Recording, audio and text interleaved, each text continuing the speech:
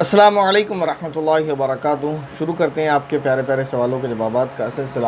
پہلا سوال ہے، ایک محترمہ کا سوال کر رہی ہیں، مفتی صاحب رات کو سوتے وقت جو دعائیں ہم پڑھتے ہیں کیا اس وقت سطر بھی ڈھاکا ہونا چاہیے؟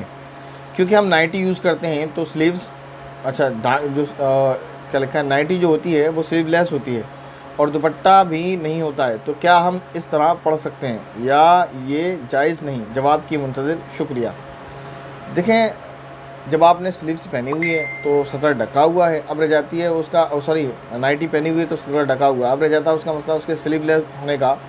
تو بہتر یہی ہے کہ ایک دوپٹہ لے لیں آپ کچھ دیر کے لیے، جب تک آپ دعائیں پڑھ رہی ہیں۔ یہ ادب میں بھی ہے کہ سر پر دوپٹہ ہو اور وہ ہاتھوں پر ڈھکا ہوا ہو، تو اس طرح سے آپ دعائیں وغیرہ جو بھی پڑھتی ہیں، صورتیں وغیرہ قرآن کریم کی، کو پڑھ لیں، تو یہ اس طرح بہتر ہے۔ اور اگر آپ سر کھول کر اس طرح سے پڑھتی ہیں کہ آپ کے ہاتھ بھی کھلے ہوئے ہوں، جیسے آپ نے بتایا آپ کی نائٹی اس طرح کی ہے، تو یہ خلاف ادب ہے، تو اس طرح سے نہیں کرنا چاہیے۔ بہتر یہی ہے کہ آپ تھوڑی دیر کے لیے ایک دوپٹہ رکھ لیں اور پڑھ لیں، اس میں کیا حرج ہے۔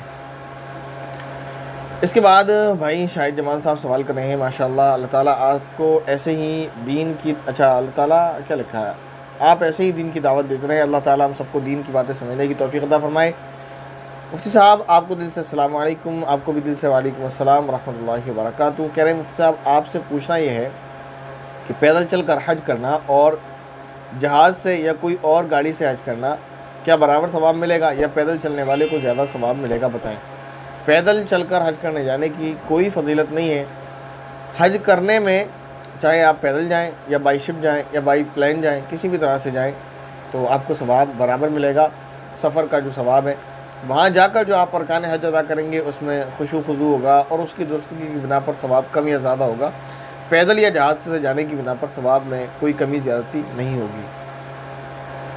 اس کے بعد یہ کہہ رہے ہیں کہ مفتی صاحب آپ بتائیں، ٹچ والے باتھ روم، ٹچ لکھا ٹچ والے باتھ روم اور بیت الخلاء ہم دعا پڑھ کر باتھ روم میں جائیں تو ٹھیک رہے گا یا اندر جا کر دعا پڑھیں اور باہر نکلتے وقت بھی باہر دعا پڑھیں؟ بتائیں۔ اٹیچ جو باتھ روم ہوتے ہیں تو وہ دو طرح کے ہوتے ہیں، ایک تو وہ ہوتا ہے کہ جس میں پارٹیشن ہوتا ہے اندر سے اور اس میں ٹوائلٹ کا گیٹ الگ ہوتا ہے بالکل، اور یہ کم ہوتے ہیں۔ زیادہ تر اٹیچ باتھ روم ایسے ہوتے ہیں کہ جس کا ایک گیٹ ہوتا ہے اور وہی ٹوائلٹ اور باتھ روم کا گیٹ ہوتا ہے۔